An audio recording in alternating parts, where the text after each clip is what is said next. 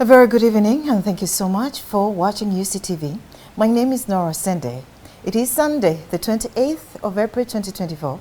We get to break down some of the stories that made headlines through the week. And this week we had quite a lot, but we are going to zero down to two major stories. Now, we are looking forward to celebrating the International Press Day. The International Press Day this time around is going to celebrate it under the theme, A Press for the Planet. With everything that's going on with climate change, it is high time that the journalists and the media fraternity at large embrace the issue of climate change. Now, according to one of the major stakeholders, this is a pertinent issue that needs everyone on board. In studio with me tonight, we have Ajwang Jan, who is going to give us details of why this exactly theme was brought to our attention and the nitty-gritties of the activities that involve that day. Here's more.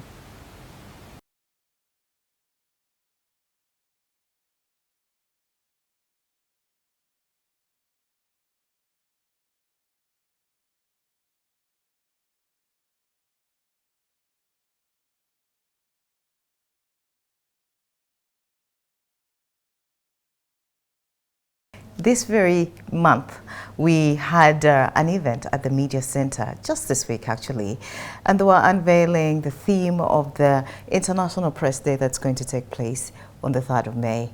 And we do recognize that journalists play a very, very profound role in changing so much in society. Journalists are the mirror to society, but journalists do a great job way beyond just mirroring the society. They hold people to accountability and so much more. But in that regard, this year's theme is actually concentrating on nothing else other than climate change. Between me and you, we do know that climate change is actually a cancer that's eating up on society. For this reason, the journalism or the media fraternity came up and with a working group that decided that this year's theme is going to be about climate change. And so it's going to be about press for the planet. And with me in studio, I have Jan Ajwang, who is a member of the Uganda Media Working Group that is going to basically be focusing on this. And I'm so glad to have you in studio, Jan. You're welcome. Thank you. Thank you, Nora. Yes. You can just say hello to our viewers and just give us a sneak peek on what's up with the celebrations. Okay, good evening, viewers. The World Press Freedom Day is a global event that takes place every 3rd of May, where we recognize the role of journalism in society and stress the importance of actually upholding good media, a good media ecosystem to support journalism to actually thrive, but also reflect on how we as individuals and maybe as countries and organizations have actually done to reflect on what we have done to make actually journalism thrive and be able to meet the needs of society. In this sense, then there's over the years there's very many conversations about media and freedom of expression and access to information and the role of journalism. But this year a key focus has been on the role of journalism in addressing the current global environmental crisis. So there's so much going on. There's climate change, there's just environmental degradation going on and all that, but journalists still have a role to play in one, providing information and raising platforms for discussion, and also again, as part of their watchdog role, holding power to account. And a special focus right now has been on the environment because it is a critical issue. So under the Uganda Media Sector Working Group, different organizations and media houses and other media actors are coming up to commemorate a day that is cut out from other international activities. So we'll have really local activities going on in Uganda. And that's why we're focusing on the global theme and localizing what's happening in the country. Yes, so you talked about media for the planet. Yes. A very, very important theme there, media for the planet.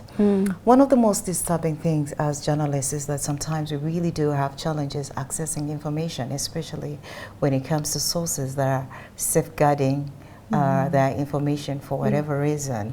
And when it comes to the planet or to climate change, there's so many layers to it. And then sometimes you are into a story that needs to be, that holds people in power accountable. And access to information is one of the challenges that we as journalists have. And yet, at the same time, information is our currency. It's just what we trade in, you understand? And so how should we as journalists go about this?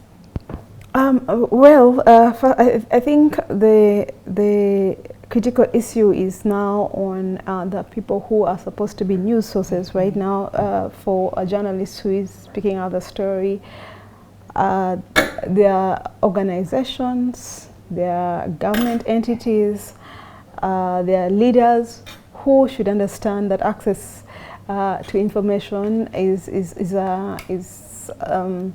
fundamental right, and journalists indeed work with information, and they need to be given the laws that allow, that provide guidelines on how journalism or journalists should access particular information. And once journalists follow those, they can actually be able to access information from governments and from the private sector and others. Unfortunately, the process is a little bit complex, of course, in the interest of the newsmakers, because sometimes they get delays, sometimes they're turned down, and sometimes nobody actually wants to speak to the press about certain things. But I think the level of accountability should actually improve by being willing. If you are having perhaps a project that is for the benefit of the community, and the community is part of the audiences, you should be able to be open enough to share some of these details to the journalists. If you deny journalism or journalist information, then you're denying the general community the right to actually know. And that's a really complex issue, which again we are appealing to all the stakeholders to know that journalism is not bad. It's not even a crime. It's a good thing. So they should not be shooed away or chased away when they're maybe trying to access mines, or when they're trying to find out details about certain things. Maybe perhaps in a factory that has certain environmental aspects with that they must ask. You know. And I think it's really absurd that journalists sometimes they're being chased away, sometimes they're being marked, sometimes they're being attacked and ostracized when they're going to cover, issues of the environment. And yes, these are things that really affect everybody. So you cannot purport that you have a serious social responsibility program on one hand, but when journalists are asking for really important questions, you actually either deny them or you deny them information, you deny them access to certain places. And there should be a certain level of win-win, but not just definitely throwing them out. And then, of course, that means that journalists must be safe when they are covering stories on the environment, and even any other story, journalists must be safe. As we have been discussing, there are so many layers to climate change and the environment, and one of them is the gender-based layer, whereby we see climate change affecting women in several spheres of life. And how exactly does journalism come into play to help women in this plight of climate change in this day and era? Right. I think there is an opportunity to do things better. So when there's a drought in your village, who might be the most affected? The women. yeah, so how you go to fetch the water, yes, and it's not there. Or they're looking for the firewood and there's barely anything. right. You know, then there are all the other complexities. A man can just find another way out, but she has children and she's got to really take care of them and all of these things. And all these things come down to how are we making it better for women to be able to confront the challenges of climate change. Right. But if we are only reporting in a particular way without looking at climate change through a gender lens, we might actually miss some of the things. So how do we do it then? One, journalism needs to break down the meaning of climate change and some of environmental degradation issues to the communities and to the audiences. They must really understand what is it in the simplified way. And for example, there are very many local media in the country, but then the opportunity to break it down is there for them, so that even the women who once in a while get to listen to the radio can understand it from their perspective and understand, be able to get the mitigation measures in a way that is clear. On the other hand, the media houses must be prepared to be able to report on climate change with a gender lens. So how many journalists in your media house can report effectively on the environment? That's one. How many of these are women, you know? How many of these women are able to look at these things from a gender perspective, the way we just talked about? It's the women. Right. Me and you know it's the women who might be most affected, but other people do not. No. You just say, oh yeah, we have pictures of cows dying and the ground cracking, but they're the whole behind the scene that's really affecting women. And so one, the content must be broken down. Two, there should be a prioritizing of reporting about environment. Three, there should be about prioritizing about reporting environment, one from a gender lens. And then four, there should be female journalists who should be trained, who should be supported to effectively report on these things. Because sometimes, I mean, I do respect the ability of all journalists to cover stories, but there's a certain way a woman will cover things about women, and it's an opportunity that media houses should never undermine. And I know that female journalists can be trained. Yes. Female journalists can be given platforms. You know, female journalists can be good sources of engagement with communities. Sometimes when a male journalist goes to ask women about certain issues in communities, sometimes they may not confide. But now, if I went there and came down to them like my sister, I would be able to report more effectively and extract information. Oh yes. That another journalist wouldn't have received. So it's very important. Why is that important? Because then the content presented reaches out to duty bearers who we need to hold accountable, and then they should be able to make decisions based on what the media has presented to them. And it could be good that the gender aspects like gender-based violence and gender-based discrimination and all of that come through the challenges of climate change are actually addressed. Yeah. Very nice. So I see the role of female journalists coming into play, really. I see capacity building, especially for female journalists. Unfortunately, with the press nowadays, because of whatever is happening, the challenges that come with the trade, you find that there are a lot of female journalists that are actually, you know, coming out of the profession. And so to us, that is actually you know, a step back in the journalist fraternity, because you find that some of these issues that would have been highlighted properly by female journalists cannot be exactly put out there. Right. And so it becomes our role as journalists to make sure that we build one another, not just as the fraternity, but as women in journalism, to come up to the plate and just, you know, take the day one way or the other. But that said, press for the planet. You know, of all things that journalists talk about that's happening with the journalism world, you know, with the trade, why climate change right now, and you know, people would come out and tell you 1,000,000,001 reasons and one themes as to why, you know, they should celebrate another theme. Why this now? It's because the global environmental crisis has actually been out there for about quite some time, but even then we have been talking about other things. So if you just think about the last maybe 3 or 4 years, it's going to be environment keeps coming up, and of course there are all manner of conflicts here and there, and then of course the elections and all that stuff, and at the center of all of these are journalists, and a lot have been spoken about these other areas. But when journalists are not safe, even when they're covering something that really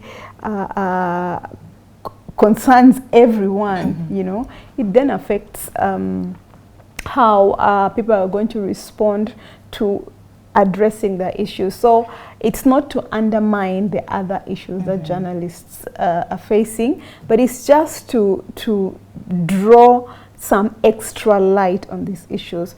And when we draw extra light on these issues, you know what happens?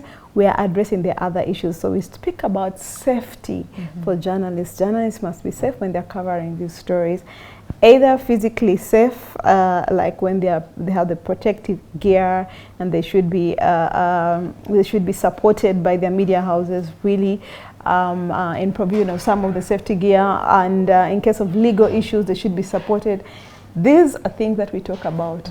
Yeah, the welfare of a journalist who's covering an environment story is equally important than as the welfare of any other journalist. So we just using the environment as a critical issue, but also still pointing out that it's still urgent for safety to be addressed in that context. When it comes to professionalism and lifelong training, it's something that is missing, first of all, in the context of teaching and learning about environment, but it's also equally an issue. You've just pointed it out. When journalists go, and they go with the information that they learned, what happens to the newsrooms? So there is need for media houses and perhaps development partners to ensure that there's a level of continuity of training and preparation for journalists to be able to do their work effectively. And that is really important. Some journalists are operating without even basic knowledge of journalism.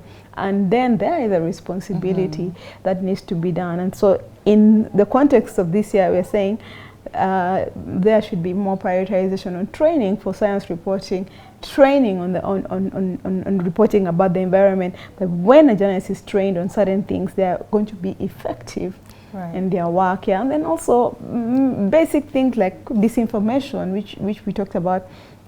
I think about the environment and climate change is too broad. There's so much information going on around here and there, but journalists are at the center of this also. They must be prepared with skills on fact checking and dealing with disinformation. And so it may look that we have put other things on the side. No. It's just shedding a light on one area and still bringing up all the other issues. Still, they must be reflected on. A press for the planet is basically what's going to be the theme for the International Press Day. And so we are discussing some of the nitty-gritties of that with John here. One thing for sure is that when it comes to environmental issues and climate change, it does have a political side, right? A political side. And that is one side that we as journalists don't really bring out. Sometimes we think that, yes, okay, journalism, or when it comes to environmental journalism and climate change, it's all soft news, right? Soft kind of information. But necessarily, it isn't, because we're talking about policies on environment. We're talking about different things when it comes to planning strategically for the environment and all that. And all that comes into play, right? How can we better improve on that? In the very many approaches to that, and you're very right, actually. Sometimes when I was really in full active journalism, when there's a forest being cut down or which is being planted for sale, the story first goes to, sometimes they will just say, you environment journalists write it, you know, but a political decision is being made here, yes, right? And yes. it's not being analyzed from a political perspective. Totally. Yeah, so Yes. the newsroom must be able to, every area of the newsroom must understand that beyond the beat reporting of journalism, of environmental journalism, there are political aspects to a journalism, to an environment story. There are economic aspects to an environment story. There are cultural aspects to an environment story, and it must be outlined. And that is why we do not want it to be just one story. There is enough that can be reported about the environment and continually, but we sometimes don't see it. And so even in our process, we are asking media houses, media owners and media supports to make sure that there is provision of programming, the provision of space for content, for more discussion. So you had a news story here on environment. What happens to the feature beat? What happens to the talk shows? What happens to the other formats? Can they still bring it out? And can the journalists be prepared? Now the guys who are covering the parliament on environment, are they able to put the context of environment stories the way they should, if the editor prepared to actually do that? That's why this year there's really a call for more investment and more prioritization of science reporting and environment reporting. Why? That means that then people will, beyond the traditional political lens, they will actually look at this as a big story that is really about the environment, and then address the political issues that are emerging from it. All right. Yeah. And it's very important for us to put emphasis as journalists, and I'm so glad that I'm talking to you as one. Yeah. Emphasis on these issues, you know, because much of the time you find that the agenda is skewed in a different direction, right? In a direction that probably is not even, you know, helpful one way or the other. And then we miss out on the real issues that are going to impact generations to come, issues that mean so much, not just to us, but to our people in the villages out there. And these are issues that we try to highlight here at UCTV. We do a lot of developmental communication, and, you know, and social development communication. And one thing for sure is that we are going to highlight climate change and its plight. One thing for sure is that all those things are into play, the training and everything for sure. Now, before we set off, what are some of the activities that are lined up for the day, you say? Right, okay, great. There are very many activities, but they're not happening all at once because we're working with different media associations and organizations. So some in the different regions, there are activities. The local press organizations there will have dialogues, and we'll have tree planting. There'll be sports galas going on. Why is this important? It's just for the awareness to be increased, but also journalists are part of the broader part of society. People need to appreciate who they are and see them and just come and work and participate with them.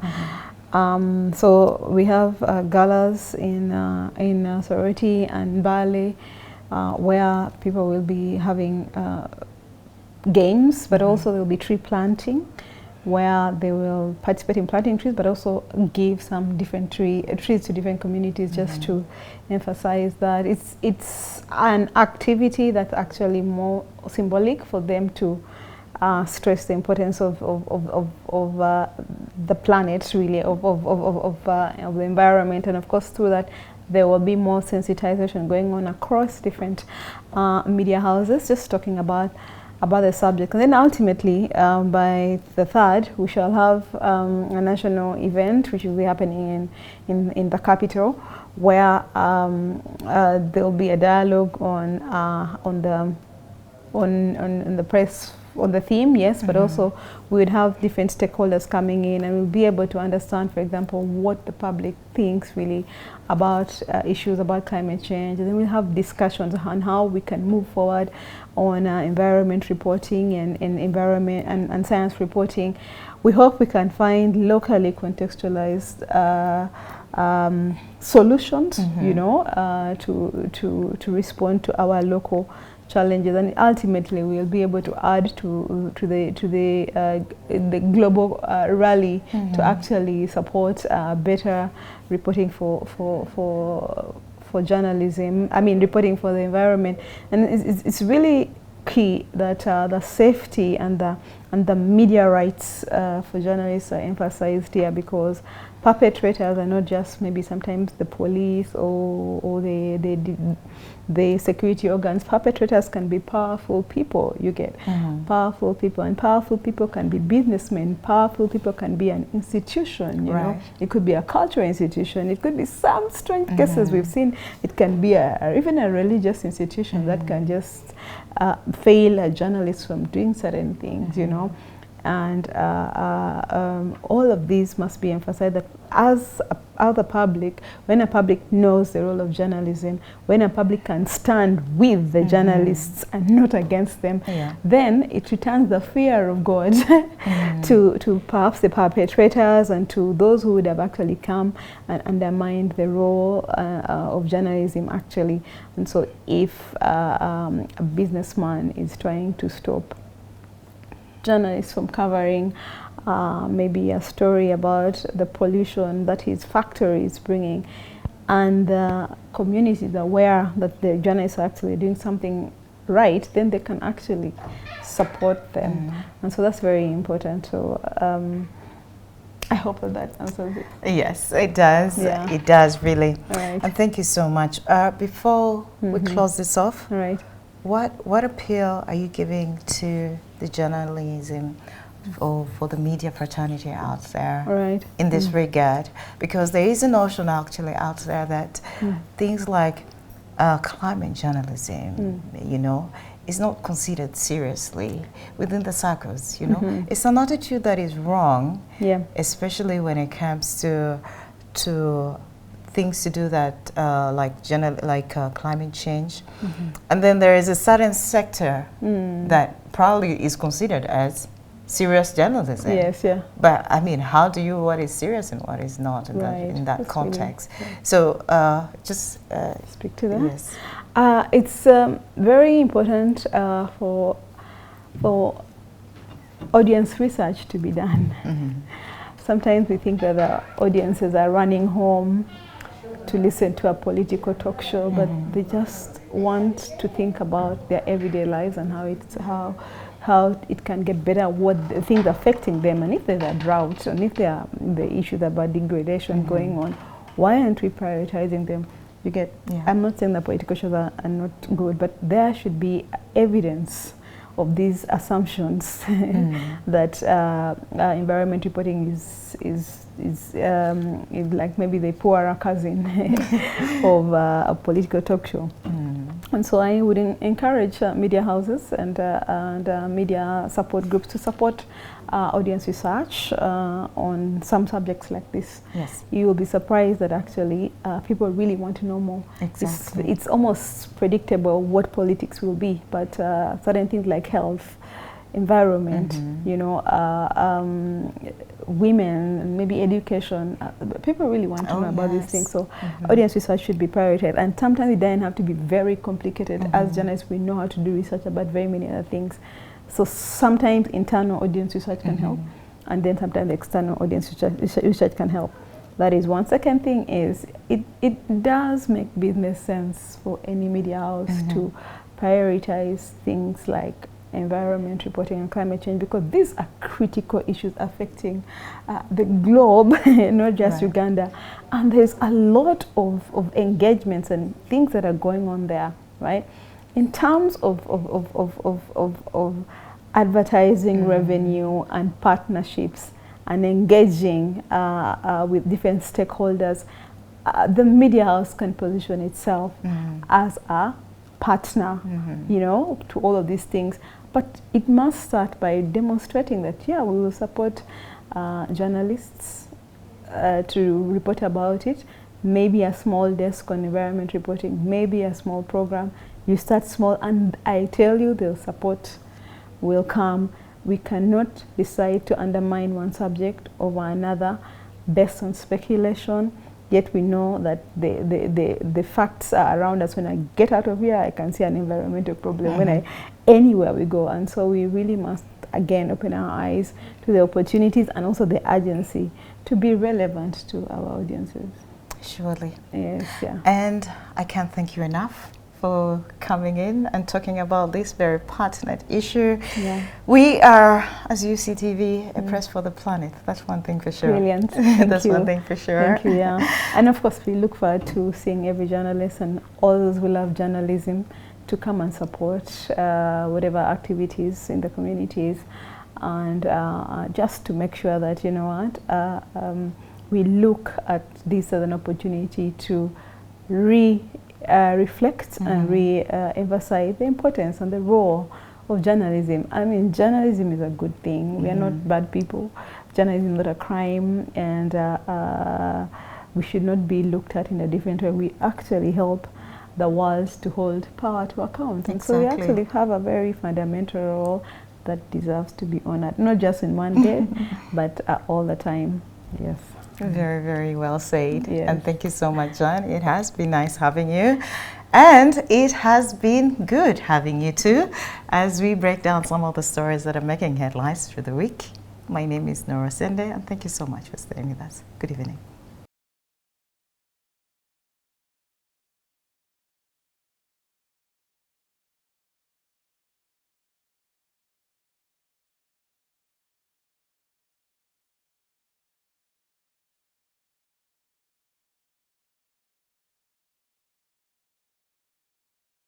Well, and welcome back from that. Still today, we are going to look at the International Labour Day.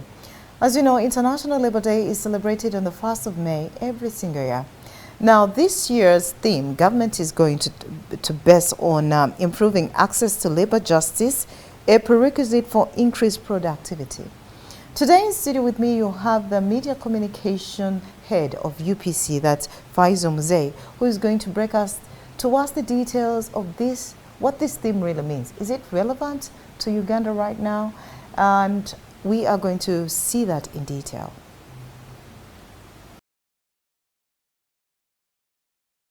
UPC had something to say, and that's in regards to the forthcoming International Labour Day. As we all know, International Labour Day is normally celebrated worldwide. That's on the 1st of May.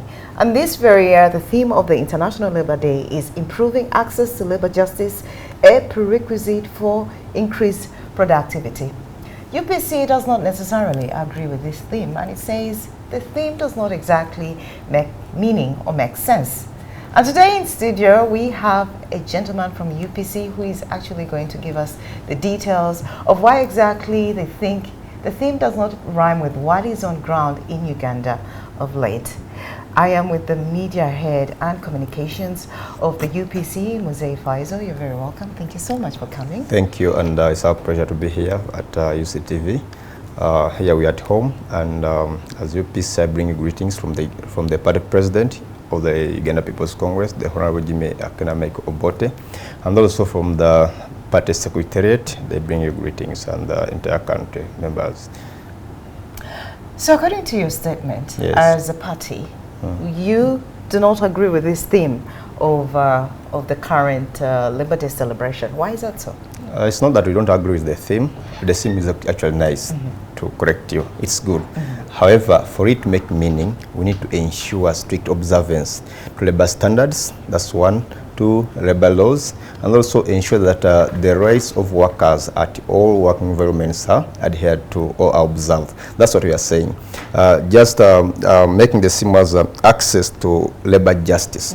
We want labour justice, and a prerequisite to increase the productivity. It's a good theme, but we are only emphasizing that for it to make meaning, we need to ensure that all our workers get justice. But if we were to look around in all our working environments, is there justice for our workers? and is there increased productivity. Talk about of the low wages, talk about of high, long working hours of these workers, talk about of low payments, talk about of violation of their rights, talk about dignity. You've had people dying even in such circumstances. You've seen people even being maimed in the line of duty, but they have not got justice. So this is what we are emphasizing, that for this theme to have the meaning, we should ensure that these things are in place and are really, are correctly observed. This is what we are emphasizing as the Uganda People's Congress. When we are talking about International Labour Day, it's normally focusing about workers and how they are actually being the environment of work. Let's get into that. Now, the environment of work has improved when you look at it over the years. How? In right now, you see that at least people have good working environments. People are more aware about their law in rights in regards to work, and they take that into consideration. There's some workers nowadays, and then there's some employers nowadays who put that into consideration. I would disagree with you on one principle. That one of the issues we are facing is that majority of our workers, they don't know their rights. And that's why you find that most of these companies, they call, they have termed these workers as casual workers. But then if you employ someone, that's a worker, it's not a casual worker. You don't have a casual worker. If you have employed someone who's working for you in a factory, it's the one who is facilitating productivity of your worker. If you're dealing in the production of maybe oil, cooking oil, you can't call that person a casual worker. But what we are facing, these workers, they don't even have formal employment. There is no any binding document that guides them that in case of any faults here and there, they have nowhere to start from. So what we are emphasizing at the Uganda People's Congress, that there should be that mutual understanding. There should be that labor relationship between the employer and the employee, so that when these things are there. But you should put also it in consideration that this has improved, at least over time. It's not as bad as it used to. But we are not where we want to be. We are not where you want to be. Yes. And as a political party, that's as a political party in opposition, and our role is to guide and offer piece of advice where necessary. Where things are going well, we can give a plus. Where things are not are moving to the maybe in the opposite direction, we hold you accountable, and that's what indeed we are doing. So back in the days, government used to go and check used to do on-spot voting checks to these factories and these working environments and see how workers are faring, and see whether the employers are meeting their obligations. But of late, that thing it has declined. There's a decline. So we don't need to wait it to deteriorate. That's why we are in a high gear for the preparations of holding the International Labour Day next week on Wednesday. We emphasize that one of the things they should look about, they should address these issues. So the issue of educating our workers about their rights is very important. They have not done that well, adequately. So we need to educate our workers that this is your right. And also government need to put in efforts, a little more efforts on emphasizing that there should be employment. Even if you're giving someone small, let there be a binding document. Okay, if this person you're calling a casual worker, if the employer falls on payment, how is this employee going to demand their benefits? How are they going to demand it when there's any formal documents? So those are things we are trying to formalize. We are trying to call upon government to formalize and put in place that there is no one who complains. And we don't only call for the right of the worker only, but even the employer. Because even some employers, sometimes they fault on duty. Sometimes they do things, which are contrary to the guidelines. So we want the working environment to be fair enough for both the employer and the employee. That's what we're emphasizing as Uganda People's Congress. A fair working environment is definitely what everyone needs. It's definitely what will make our working environment, to thrive. That is one thing for sure. You talked about rights, about people not knowing their rights, especially laborers not knowing their rights, and you're calling about sensitization about this. And this goes hand in hand with the labor courts. You talked about the labor courts as a party and how they can help in fighting for the rights of the laborers. put a little more light in that. The industrial court, it's under the Minister of Gender, Labor and Social Development. However, the loophole we see that it's not well facilitated. Right. It's not well staffed. It's not doing what we ought to see it being doing. So as UPC, we are calling for more facilitation. We are calling upon the government that let this industrial court be well facilitated. Let it be well staffed so that there is no backlog. We call the backlog of what? These court cases. Because we believe there are a lot of cases of workers which are there, but they are not being worked on. And we can sympathize with those in charge. And what we observed is that these judges or justices from all the officers in the industrial court, they extended it to districts. But from these officers at the headquarters or the ministry moving to the districts to offer service. But how long does it take for someone to move from Kampala to go to the district? So we want more staffing. That one calls for more staffing of the industrial court.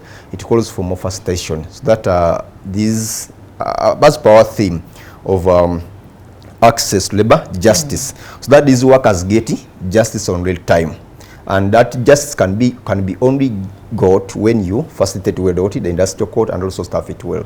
So those are some of the things we are emphasizing. But also, of course, we are celebrating the International Labor Day. Right. Do we have that kind of labor? Are we utilizing well the labor force we have in the country? And this labor force, I talk about the youthful energy or population. And according to the statistics, the youth constitutes to about 80%. It's one of the statistics shows 75 some time back, and then the latest was showing 78%. They constitute the biggest number of the national population. But how are they? That accelerating, number of unemployment among the youth is swelling. So as we celebrate the International Labor Day, let's think about them. Yes. Let's think about their employment. It's true, I want to appreciate that the government has come up with several initiatives on trying to bridge the gap or to ensure that there is poverty eradication and create wealth and opportunities for the youth. But we need to take a reflection of those initiatives. Talk about the Youth Livelihood Program for the youth.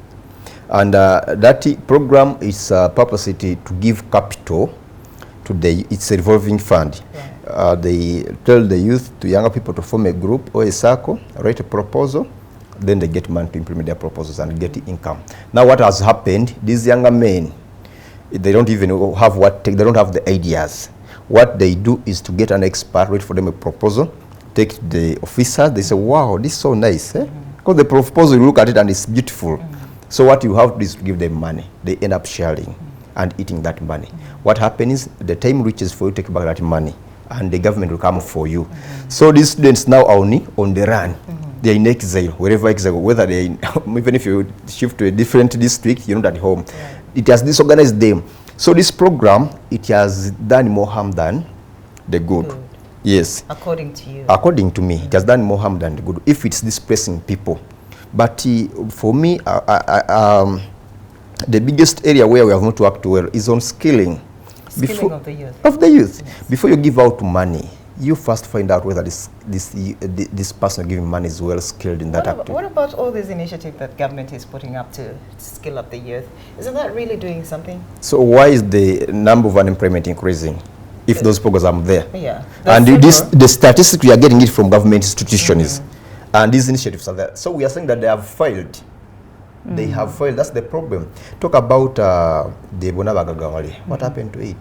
Bonabagagawali, you have heard about it? Yes. How about the Operation Wealth Creation? Yes. All those initiatives are there for poverty eradication. They have not. None of them has achieved its goal. Its sole objective. But the problem is on involving people at the time an idea is conceived. In generating these ideas. Now you take coffee to Kapchora or to Karamoja, they don't do coffee. But for you, because you're doing Operation Wealth Creation, you're taking. So now you need to involve people to tell you what they are best at. That for us, if you do is the income, we are based on growing rice. If it's income, we are doing coffee. If it's income, it's banana, depending on the region. But that's lacking. So involving people in generating these ideas is lacking. Then when it comes to implementation, there's a lot of corruption here and then. Come to Emyoga. Have you heard about Emyoga? Oh, yes.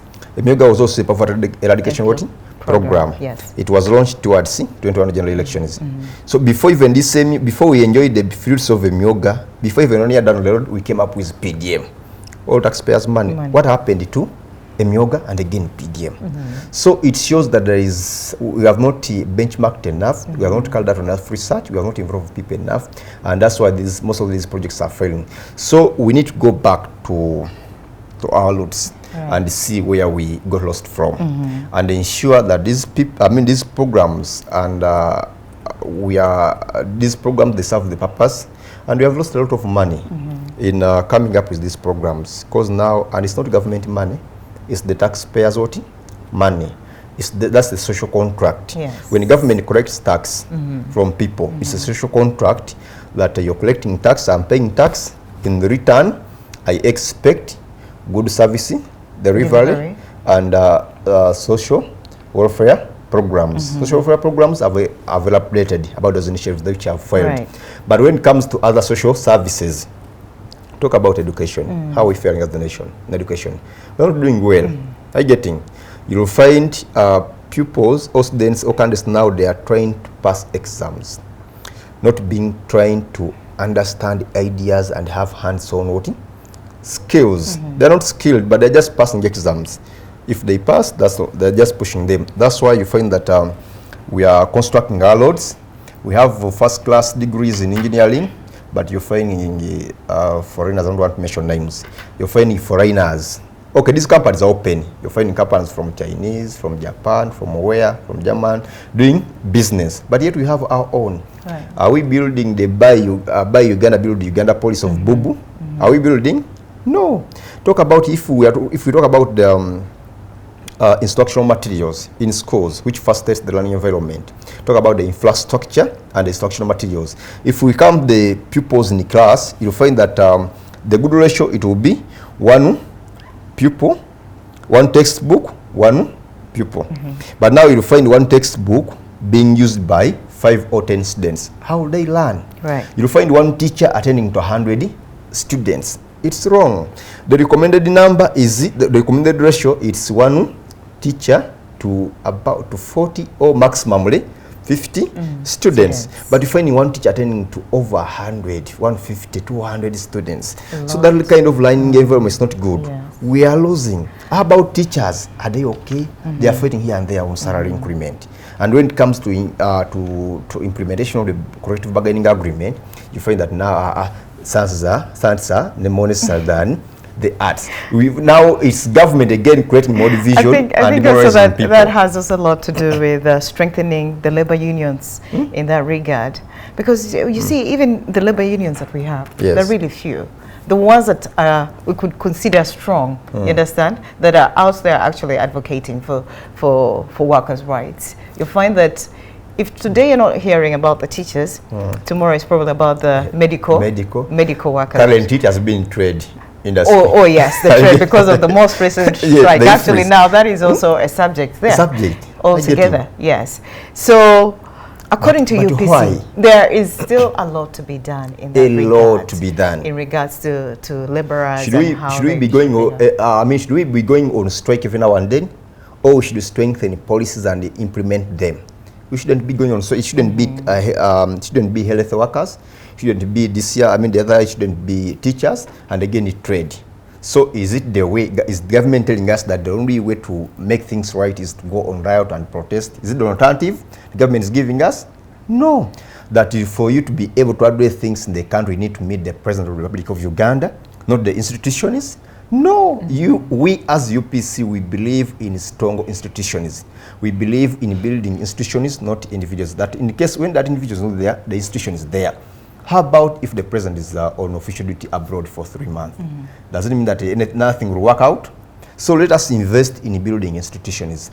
And the point you talked about of unions, labor unions, you see, most of our members are not.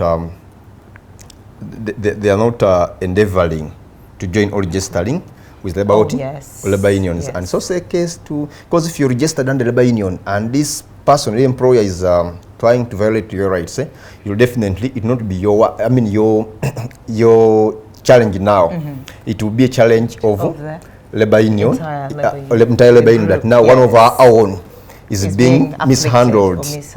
Yes, and they will take it up without even your energy, and the issue will be solved. Exactly. So I also implore or appeal to our members in the community, those in the labor force, that you endeavor to join these labor unions. They are very important, by the way. They're very important. If you don't get an issue, not know the importance of such labor unions. But so we need to be under, we need to register under those labor unions, and that's why it speaks to, by the strength. Those labor unions are very strong, and their strength threatens these employers who wants to fault. That's why they don't want to employ members of the, I mean, workers from the labor unions, and they know what, because they know they don't follow, they don't fulfill the obligations, and they know what will happen when they fault. And also, we talked about NSSF. Most of these companies collect NSSF from their workers, but don't limit it to the NSSF accounts of their workers. So it's also another challenge which maybe the ministry, our group minister of gender can help to, can intervene and solve such issues. So there is a lot to discuss about this, but the most fundamental issues is on these industrial courts. We need to strengthen them on the ground and empower them to do their job.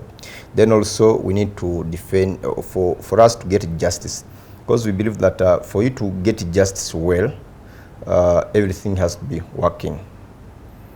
So we need to ensure that workers' rights are protected. Their dignity at work are protected. Even payments, they are protected. So when we do that, we shall, I think there will be justice. When you do that, you think there will be justice? Yes. Well, you just need to observe strictly the labor standards, the labor laws, and also the work on the working environment. Well, thank you so much, Mzee Faizo, for coming and just giving us a point of view about where UPC stands in regards to the International Labour Day. Very insightful. And I hope government borrows your ideas and, you know, runs with it. Yeah, otherwise, we see International Labour Day as being celebrated with a lot of gaps in there, especially in regards to the youth unemployment problem that has become a crisis. And we hope that really government looks into those issues and clarifies.